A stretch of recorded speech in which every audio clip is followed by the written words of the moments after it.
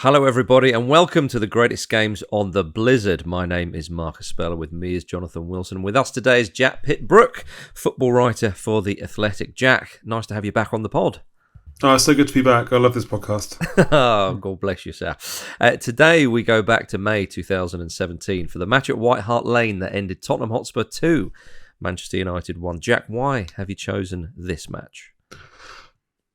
Because it was Tottenham's last ever game at White Hart Lane, their last home game the 16-17 season, which was, even though they ended up empty-handed, one of the great club seasons, I think, of recent years, in which Tottenham were astonishingly good all season, 86 points, came second, won 17 of their 19 home games, and through the whole season they were carried on by this wave of emotion and momentum from playing the last season at White Hart Lane, and on top of which they were an incredibly good team, like very well coached by Mauricio Pochettino, very good players in every position, everyone playing to the plan. And this 2-1 win over Manchester United was the perfect climax to that. It could, except for the fact that they didn't end up winning the league, it could not have been a better or more suitable ending to this amazing season that they had, and to be honest, the whole era of White Hart Lane. Yeah, all 118 years of White Hart Lane, of course. And Jonathan, the opposite manager that day of Manchester United with Jose Mourinho, and for him, you know, on the odd occasion, second place is worthy of a trophy. Yeah, it's remarkable watching this game back to see how quickly things have changed. That, you know, just 4 years later, the fact Mourinho's obviously been in charge of Tottenham and finished that process, but also just the levels of the squads now. I mean, obviously, Tottenham have a nicer stadium now, or a more modern, more lucrative stadium now. But the expectations are incredibly different. So I think this game in a way it sort of marks the end of a period. You think Leicester won the title the previous year. Tottenham maybe could have won the title this year. And then the Super Clubs took back over.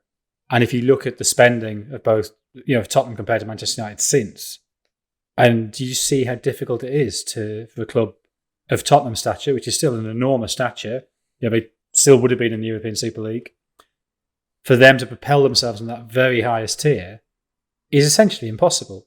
So the following season, Tottenham signed Davinson Sanchez for 42 million euros, Lucas Moura, Serge Aurier, Llorente and Foyt, but they lose Walker, Wimmer, Bentaleb and G. The season after that, they don't sign anybody, and then they get Ndombele, Bergwijn, Sessegnon and Lo Celso.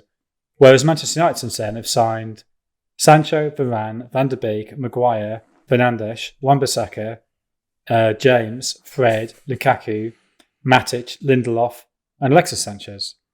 So when Manchester United are down in the luck, that's what they do. They spend £1 billion on, I don't know, was that 10, 12 players? And Tottenham, to try and elevate themselves by moving into a better stadium, have to have a couple of years where they can't spend any money.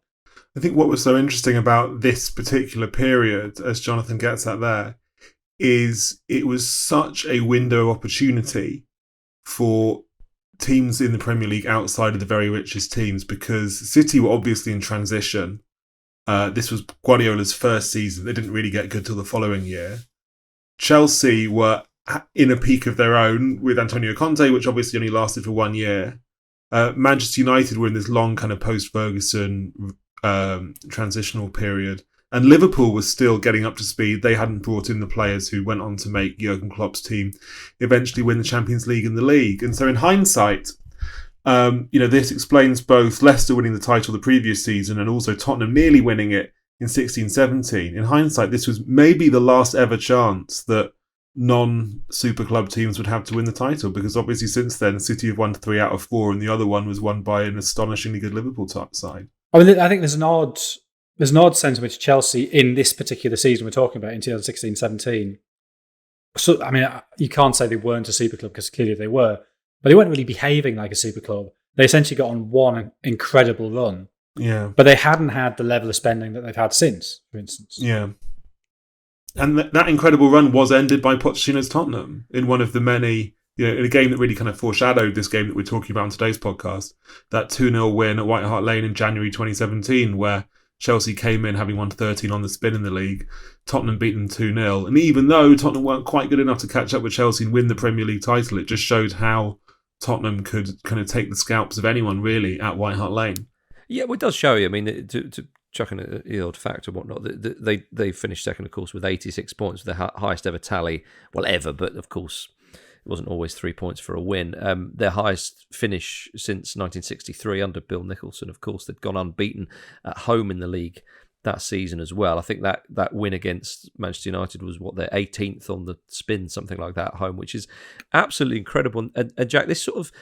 I remember Jamie Carragher talking about, obviously when he played for Liverpool, there was a season where they finished second, and I think they only lost something like 3, maybe 4 games all year. They were absolutely brilliant, and yet they were pipped to the title because I think it was Manchester United just had a slightly more incredible season. And it feels like that with Tottenham with this year, that in other years this would have been a title-winning season, which seems quite remarkable, as Jonathan said earlier, where Spurs find themselves right now. Completely, yeah. I mean, they got 5 more points than Leicester had when they won the Premier League the previous season. I think Leicester got 81 in 15-16. They got 86, as many points as Manchester City got when they won the league last year. Yeah. So, in some, not every year, because obviously the bar has gone up, I think, in the last sort of 10, certainly in the last 5 years. In many years, they got enough points to have won the title. So... you could only, in terms of what more could they have done, you're only really looking at some away performances that were maybe not so consistent. They didn't really win any of the big away games, dropped a few too many points. But given the context of how little money was put behind this team, it was built large by Pochettino from scratch, really, in 2014, despite what Tim Sherwood might say, with very little money spent on it.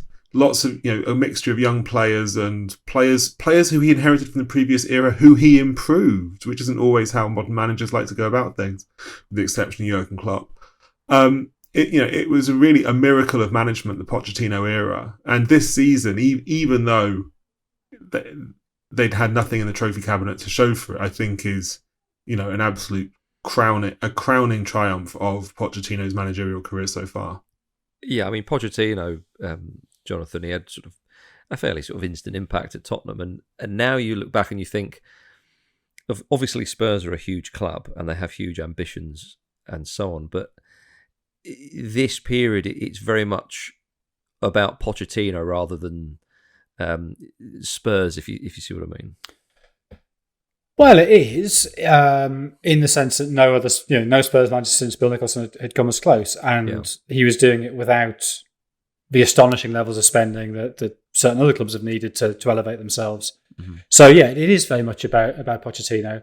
But it is also about the players. And I think that becomes more of an issue when they can't rejuvenate that squad. That's something I was trying to... Jack, you obviously covered them much more closely than I did. But was there a sense at the time that this was a... how can I put this? Squads have cycles, right? And there's only sort of 2 or 3 years when they're really at the peak of the cycle. And so if you do miss your chance, it doesn't necessarily come around again, even if you have great investment for another 2 or 3 years. So was there a sense that this was a squad that sort of had let its chance slip with not winning the league the previous season when 82 points would have been enough, and then not quite getting enough this season? Yeah, I think there was a bit of that. I think there was a bit of consciousness that they wouldn't always have such a window of opportunity, and that eventually, that City were kind of ominously spending in the summer of 2017, which of course led them to win the title the next 2 seasons. I think people also sensed that Liverpool were getting better as well, and of course it wasn't too long before Liverpool signed Alisson and Van Dijk, who basically those 2 signings helped Liverpool to jump over Tottenham and get much closer to City. But equally, at the same time, there was definitely a sense at Tottenham that they were so close and they needed one signing to get them over the line. And, famously, in summer 2016, Pochettino really wanted Sadio Mane. They had Mane in at Tottenham. They thought they could get him. He went to Liverpool instead. Tottenham signed Moussa Sissoko. In 2018, they tried very hard to get Jack Grealish. They tried to negotiate a little bit too hard with Aston Villa, and then Aston Villa got bought and didn't need to sell Jack Grealish anymore. And now, 3 years on, Grealish is playing for City. So there was Wilfried Zaha again, was a player who they really wanted. Levy tried to lowball Steve Parish and didn't get anywhere. So I definitely think through this period there was a feeling at Tottenham they were one player away. They could just maybe get an extra exciting winger, someone to give them a little bit of a plan B going forward. Then that might push them over the edge. But obviously, you need money to do that, and they were building a stadium that cost £1.2 billion to do. So there was definitely, I think at the time, a sense that their window was slipping away from them a bit, but they didn't quite have the resources to do it. I mean, you mentioned Levy and his tough negotiating style, shall we say? Where do you stand on him? Do you see him as sort of the architect of a modern Tottenham with a great new stadium and the fact they are sort of established as certainly in terms of stature, not necessarily position in the table, established as a sort of top 6 club? Or do you think that at times he's pushed that too hard and that has been counterproductive?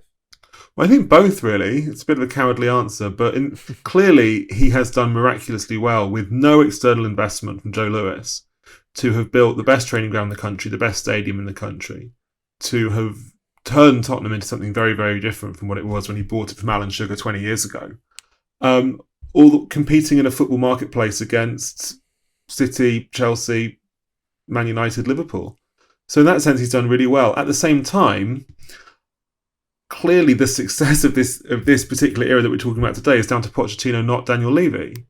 And to be honest, if Levy had pushed the boat out a bit more on signings during this very period that we're talking about now, I think Tottenham probably would have won the league under Pochettino, or they would have won something, or they would have got closer, and things wouldn't have unravelled in the back end of the Pochettino era in the way that they did. So I think he's a business genius more than a football genius. And while I do think he's done incredibly well for that club, I think that it's kind of understandable why a lot of Spurs fans blame him for not quite taking advantage when the situation was so good. Because my sense of that, and this is somebody who's sort of a semi-outsider, but I sort of had sympathy with him that if the money's not there, don't spend it. That's fine. You've got a budget. You've got to be strict with it. And if you don't do that, you can get in all kinds of trouble, as we've seen with Leeds as a paradigmatic case, but plenty of other clubs as well. And yet, suddenly the money is there to appoint Mourinho. And that seemed to me, having pushed this argument of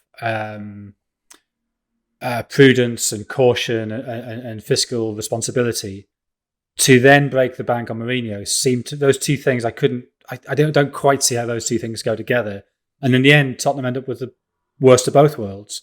And obviously, the situation's been made worse by the pandemic, and they almost certainly wouldn't have needed the emergency loan had it not been for the pandemic. I mean, yes, the worst possible look that you move into a new stadium, and as soon as you've got it, you're not allowed to have anybody in it because of COVID.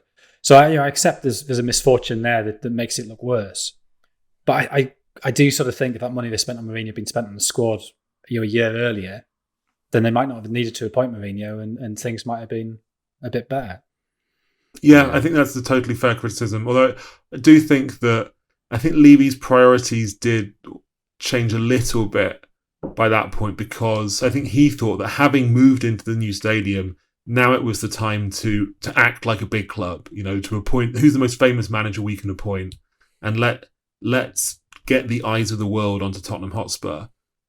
Which I think is clearly bad football logic. From a football's perspective, Mourinho was a disastrous decision. But I do think his priorities had slightly changed, I think, by late 2019, when he thought it was time to make the most of the new stadium and get Amazon in and all the rest of it. All right, chaps, let's have a quick break and then we'll talk about the match afterwards. See you in a moment, everybody. Welcome back to the Greatest Games on the Blizzard. Chaps, we talked a bit about, obviously, Pochettino and Levy there in that first half, and saying the architects and all other criticisms of Levy and so on. But we can't forget the players, of course, as you mentioned, Jonathan. And Jack, this was a good side that Tottenham had. They lined up against Manchester United that day with, of course, Kane in attack, and various players are still there. I mean, Kane at the time of recording is still there. Of course, Son, Dele Alli, and Hugo Lloris, and the two centre halves, Alderweireld and Vertonghen, were sort of quite imperious. But I mean, do you think this is one of the best Tottenham sides that's kind of been assembled in recent years, or would you even go to say ever? Well, I think if you looking at probably the most comparable metric of league performance, it's the best Tottenham team since Bill Nicholson. Obviously, they had very, very good teams under Keith Birkinshaw, and they won things both in Europe and at home, and they had fantastic players like Hoddle and Waddle and Gazza and Lineker. But in terms of a consistent league season, there was nothing quite like this since the early 1960s.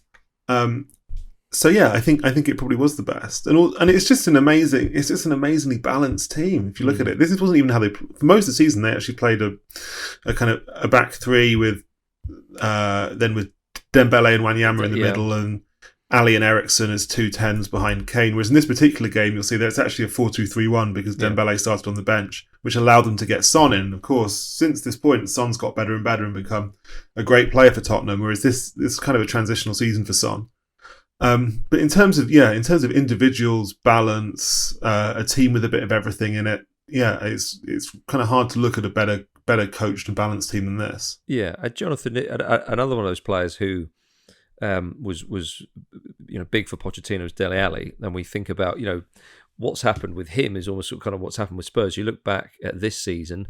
The following summer, he'd be starting for England in the World Cup. This season, he got 22 goals in all competitions, 18 in the league. And unless you count Matt Letizia as a midfielder, only Yaya Toure and Frank Lampard have, I think, got more in a single league season from midfield. I know Dele Alli is sort of slightly more advanced, you could say, but what a season he had. I mean, in him, Spurs look like they've got one of the sort of the best young talents in the league. Yeah, and I think that game against Chelsea that we spoke about, I think he was sensational in that game. So yeah, he was doing it in the biggest games as well, and I think he is one of the real disappointments, and not just for Spurs but for English football over the last couple of years. That somebody who was very obviously an automatic starter for England, who was one of the leading talents in the team that finished second. And can't get anywhere near the England squad now, which is partly because of the number of young players coming through, but his level has dropped. And there's a real sadness to that. I mean, we're recording this on the Tuesday after the first weekend of the season. So he was very, very good on Sunday. That also should be said. Yes. Maybe this season he will come back, and players have dips. He's not old. It could be that he's re-engaged, re-energized, and rediscovers that form. But he looked an absolutely exceptional talent at this point, and 4 years on, you can't say he's the same talent. No. Whereas Kieran Trippier, Jack, you mentioned Pochettino developing footballers. Trippier started this game in question against Manchester United. He would play, Champions League football for Tottenham Hotspur. He's now a La Liga winner with Atletico and starts a European Championship final for England. I mean, would you say he was one of the sort of the success stories, if you like, of the Pochettino era at Spurs? Yeah, definitely. Well, Trippier's situation was interesting because at the start of this season, Kyle Walker was the starting right back for Spurs, but Pochettino didn't really think that Walker was fit enough, and that's why Trippier started to play all the European games instead of Walker. About halfway sort of March, April, Walker asked to leave and said he wanted to go, and it was kind of well known at this point that he wanted to go to City. Not least because I broke the story about it. But then Pochettino's response to this was to drop him and to play Trippier, and Trippier became the first choice right back for the back end of this season. And you're right, Trippier's transformation from the guy they brought in as Burnley as backup to Walker to being someone who they could sell to Atletico Madrid in 2019, and was obviously now a very, very established, solid right back who's good defensively and going forward, is, like a lot of players, it's testament to Pochettino's coaching. And there's every player who was in this team was hugely improved by the experience of being coached by Pochettino, and it's not many football teams you can say that about. No. And Jonathan, much was made in certain parts of the press about the way Pochettino would use his fullbacks. He'd often rotate them and so on. I mean, how did you find Pochettino sort of tactically? What were the things that took your fancy? I think the use of the fullbacks was the key thing, and it's the way they were used was so demanding. I mean, Jack made the point earlier that this game is slightly unusual in it's a 4-2-3-1 rather than that slightly narrower shape. So if you have that narrow shape with the effectively two number 10s behind Kane, you have to have the fullbacks pushing forward to give you width, and that is exhausting. And there's I think it's a change in the game over the last sort of decade or so, and even now we don't fully accept it. The idea that we still sort of have this sort of background notion of there is a first 11 and then there's the reserves, and we really shouldn't think like that. It should be these are the resources, and you have to deploy them over a season as best you can. And if you're going to play with fullbacks like that, you're going to knacker them out, and so you need 4 of them. You need 2 on both sides. And those players have to accept that they won't play every game because they're not going to be physically capable of playing every game.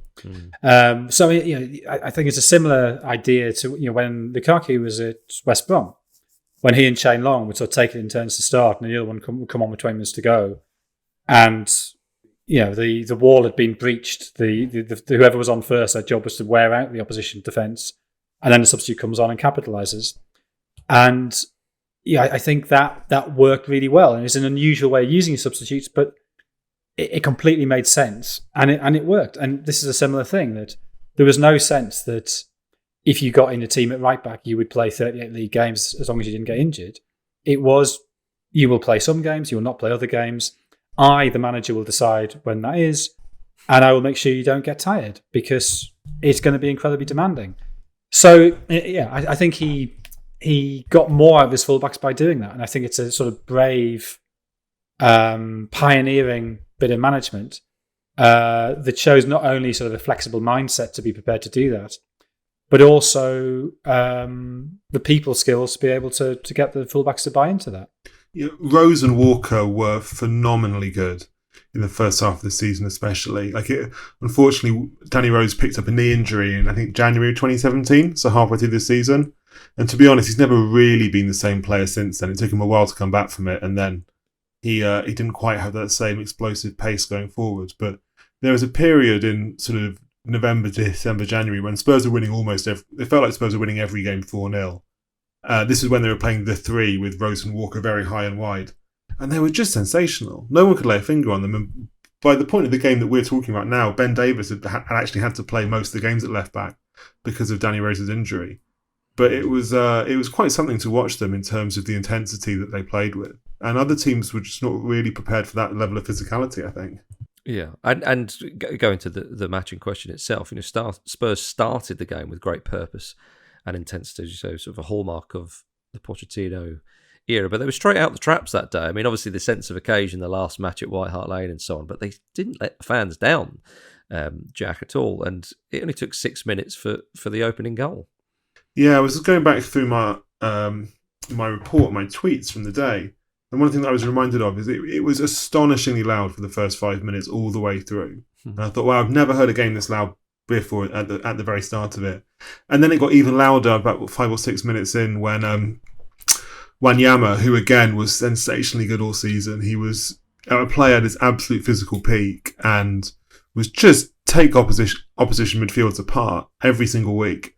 And it helped that Spurs actually hadn't really played that much, didn't do that much in Europe that season, because it meant they could put all their resources into the Premier League basket every weekend. Wanyama headed in a Ben Davies cross. Obviously, Davies in the team because Rose was out. After Rose, I think Davies had been passed the ball from Christian Eriksen from a corner. So it was quite a fairly simple move, but brilliantly executed. And the roof was blown off the stadium, and it got louder and louder and louder as the game went on, as Spurs tore into United. And to be honest, they should have scored more than they did. Yeah, it never looked at any moment that during the game, Jonathan, that Spurs weren't going to win. And again, the confidence of the side and the sort of the body language of those Spurs players as well. It was one of, we have a purpose and we're going to execute our plan. Yeah, I mean, I think it was one of the things about Pochettino's sides, particularly around this period, was they just looked physically better prepared. They just looked stronger than United. I mean, obviously, United had their front two, their central front two were Rooney with Mata just behind, and Rooney's one of those players who is clearly physically very strong, but he doesn't look like a sort of toned athlete in the way that Spurs players did, which is his body type as much as anything else. And Mata is sort of one of your classic diminutive Spanish creators. So the two of them up against Alderweireld, Vertonghen, Dyer, and Wanyama, physically there's twice as many of one side, but also they're just bigger and quicker. So, I mean, it's a slightly odd United team, it should be said. I mean, Twanzebe playing at the back in midfield. Yeah. I don't quite know what series of circumstances had led to that happening. Do you think it was the Europa League final? Because they had the Europa League final against Ajax soon after. And maybe it was. Yeah. My memory of the back end of United's season that year is that Mourinho would fully prioritise the Europa League. They would play pretty badly in the Premier League, with a lot of these kind of second string teams. Like here they had Rooney, who was obviously on his way out the club at this point, Carrick coming to the end of his time, players who weren't really going to quite make it either, like Twanzebe. And they were rubbish in the Premier League. And it was that thing where not only was the team not as good as the first team, but the players on the pitch knew that they were being played to protect the good players so that the good players could play in the Europa League final. And it doesn't make for a kind of strong, motivated team, I think, when managers do that.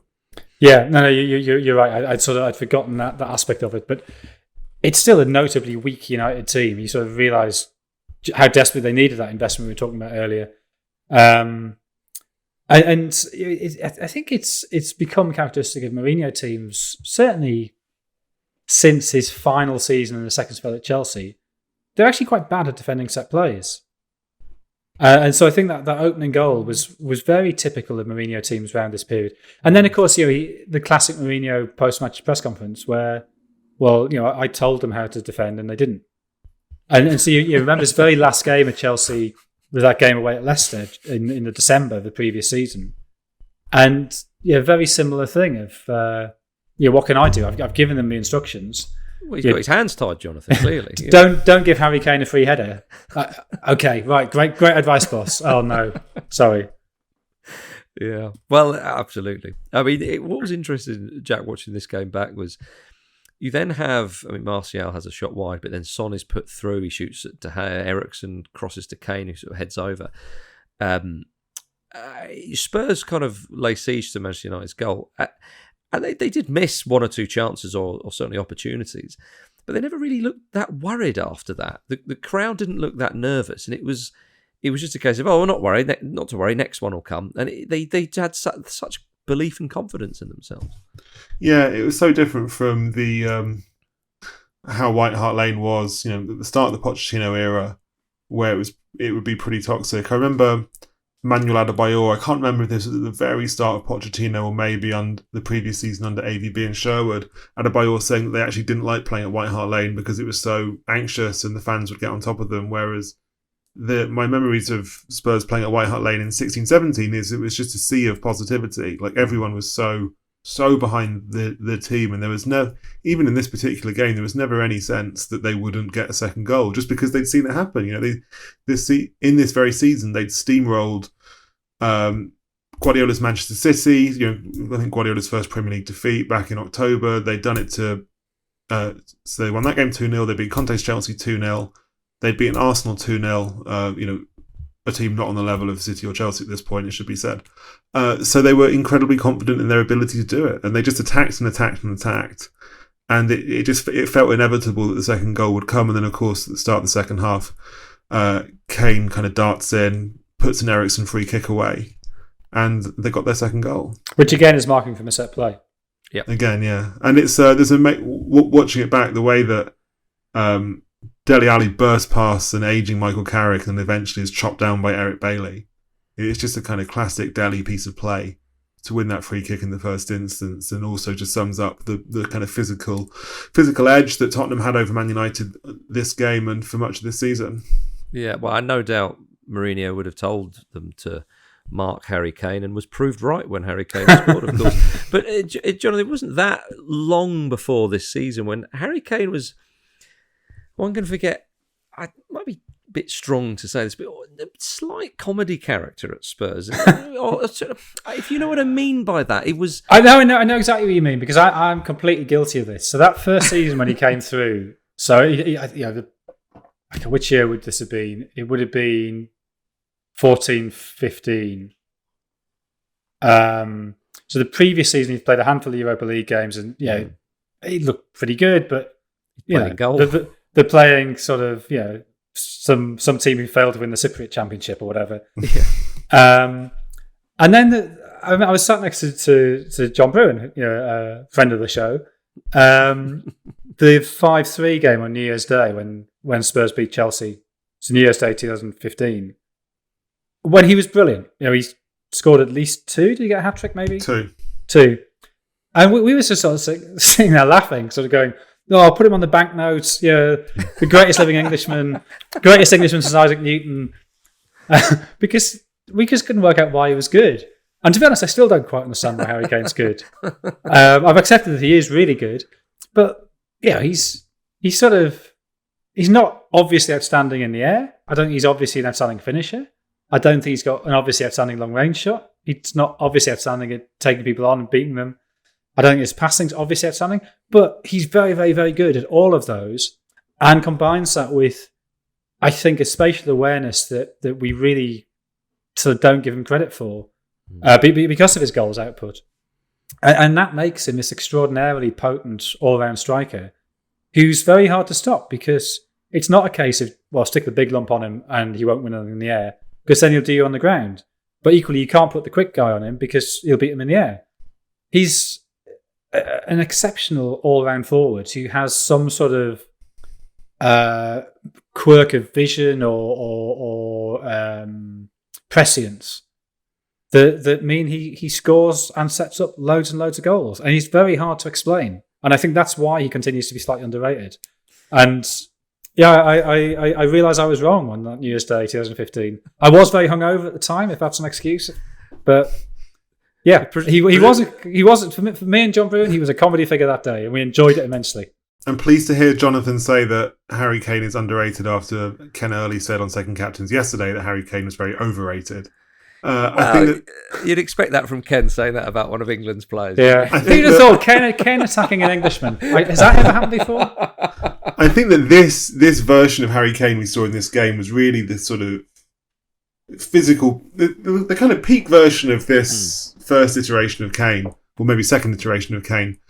He was a very, very quick, mobile number 9 who was able to lead Tottenham's pressing. He was just about getting behind opposition centre-backs. He could win things in the air. It's actually very different from the Kane we see nowadays, who plays 10 yards deeper. If you look at him, he's just a bigger guy now. Like, looking back at the clips of Kane from the sort of 2014 to 2017 era, he's leaner. There is less of him. Well, the finish on the second goal is weirdly Jamie Vardy.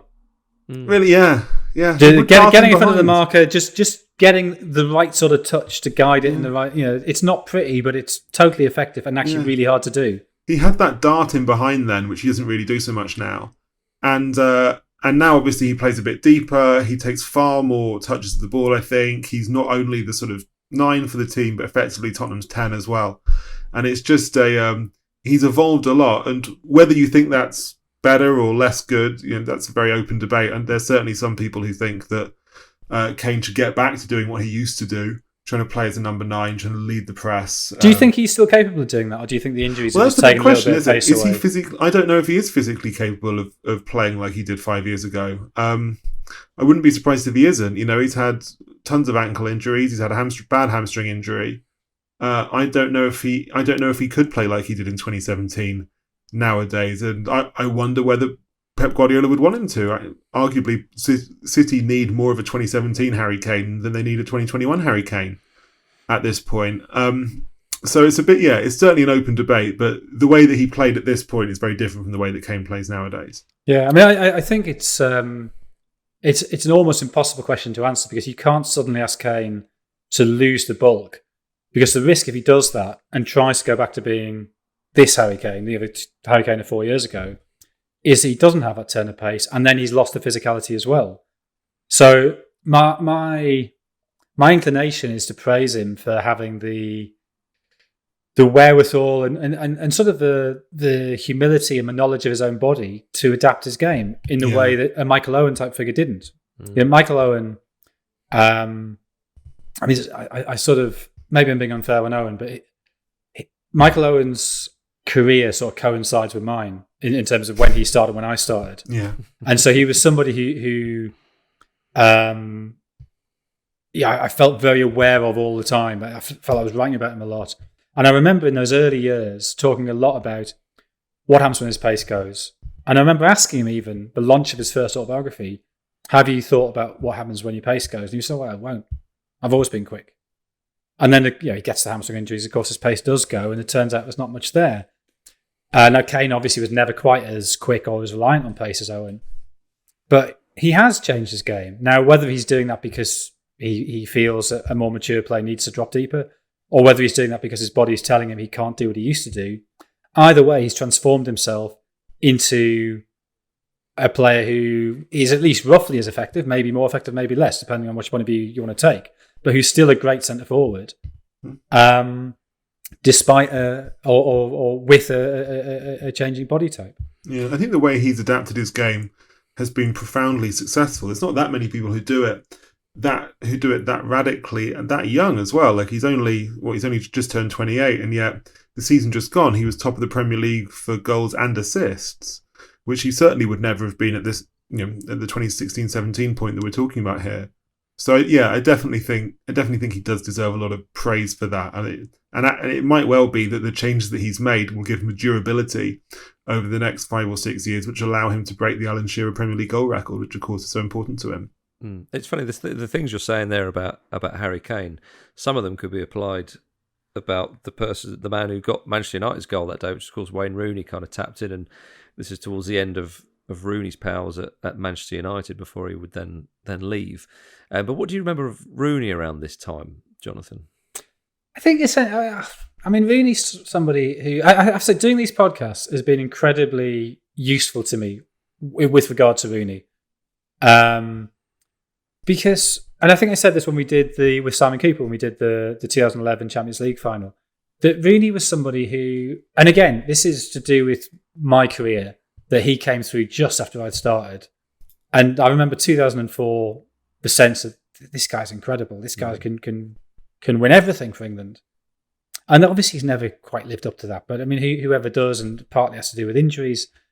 Also coming around at the same time as Cristiano Ronaldo and Messi, even though they're a touch younger. Yeah. Probably didn't help. Probably hasn't helped. Put in the same bracket by sections of the English media because you wanted him to be, if you see what I mean. Yeah, I mean, I think in 2004 that would not have been a totally unreasonable comparison, but things didn't quite. Whether that was to do with the injuries, whether that was to do with his body type, whether he could have been more disciplined or whatever. But my point is, that 2011 final, he's brilliant in it. Yeah. In a team that's really struggling, he's brilliant. And I sort of think the football media and maybe football culture more widely sort of always had that slight sense of, well, he hasn't quite lived up to what we wanted him to be in 2004, and so we slightly haven't quite rated him as a result. I'm going to sound weird here, but I'll say this now. I've started. Well, I've been slightly affected by a dream I had, where I had this dream of that Wayne Rooney was he was constructed entirely of sausages, right. And he was being fried in a pan. Uh-huh. And his sort of limbs were just sort of bursting out with all this kind of horrible fatty sausage meat. Yeah, Ryan, don't edit this out. and since that dream, I've never really quite been able to look at him in the same way. Yeah, and so I sort of see him just as a man. Like you get balloon animals. I sort of feel Rooney's like a balloon footballer, but those balloons are full of sausage meat. Jack, do you want to comment on that? Wow. Wasn't expecting that. I was really on board when he was saying that Rooney was a fantastic player who I think we kind of a little bit we missed that a bit because our expectations in Euro 2004 were so high, and understandably so. Like the other day, I think at some point during the Euros, actually, somebody tweeted a sort of 3-minute compilation of Rooney's highlights in Euro 2004, and I watched it utterly open-mouthed at how good he was. And of course, I remember Euro 2004. I watched it all, but it's one of those clips where you watch it and you think, even in the context of 17 years since, he somehow looks even better now than I remember him being at the time. Well, that Croatia game in 2004, I was there in Lisbon, and I don't remember ever having been so certain a player was going to score as I was when Rooney picked up a ball just inside the Croatia half and suddenly bears down. You sort of think, there's no way they're going to stop him. And I'd never really certainly hadn't experienced that with a Sunderland player, and I not even Kevin Phillips in his pomp. There we go. And I never experienced it with an England player. I think that's why. The thought he might be one of the greatest 10 players of all time, the fact he wasn't and isn't, that he's one of the best 100 English players of all time. I don't know. I mean, England's all-time leading scorer, and Manchester United's as well, and Manchester United's leading scorer. So to say perhaps he didn't fulfil his potential, yeah, I understand. It's ludicrous. It is ludicrous, but and yet that sense lingers because he was so good back then. Mm-hmm. But of course now he was England's sort of talisman, if you like, and now Harry Kane is, and again this season was off the back of England going out to Iceland in the Euros. Kane was obviously. I can't remember too much what he did, but I remember he was the corner kick taker for that England side. It didn't sort of go very well. Mm. And it's just remarkable what happens. You fast forward to the end of the season, he's obviously going great guns for Spurs, and then would be the Golden Boot winner at the World Cup the following summer, Jack. So this season for Tottenham Hotspur, as I say, the making of. Well, making it, I don't know if that's the right word, but it certainly put the spotlight on certain people a little bit more so than they had previously. Yeah, completely. And it's, very obvious point, but Kane was just totally transformed by being managed by Pochettino. Yeah. At the start of the 2014-15 season, when he first got into the team, nobody would have expected him to have played at Euro 2016, less than 2 years later, under Roy Hodgson, but of course he did. And then off the back of this, eventually became the star of the England team at the 2018 World Cup. I think the Rooney-Kane comparison's interesting. Like, clearly Gareth Southgate couldn't. I mean, clearly they didn't work together. Like that's why Roy Hodgson Euro 2016 moved Rooney back into midfield, which I think was a kind of weak decision masquerading as a strong one. Like Hodgson said, "Look how brave I am! I've moved Rooney into midfield."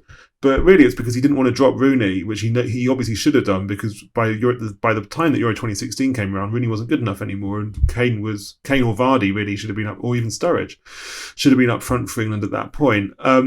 So they never quite clicked together for England, and actually it was Rooney really getting dropped by Southgate and then sacrificing himself and saying, "I don't want to be part of this anymore," that allowed Kane to become the first choice centre forward. Although the comparison between the two, I think, is quite interesting, because Rooney's obviously won the lot, Champions League, tons of Premier Leagues. Kane has won nothing at this point at all. And yet, because of what we were just saying earlier, and this prediction might turn out to be wrong, I think Kane's longevity means he will outstrip Rooney in the sort of second half of his career, eventually get the Shearer record, and have a more successful career as a goalscorer for both club and country than Rooney ever did, even if he doesn't win the team trophies.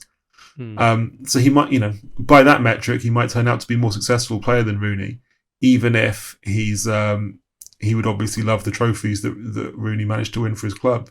Yeah, and he'll have Pochettino to thank for it, because, as I say, moulded him into such a player. I mean, just to finish off about this, this game and this Spurs side, I feel, to talk about Pochettino, just Jonathan.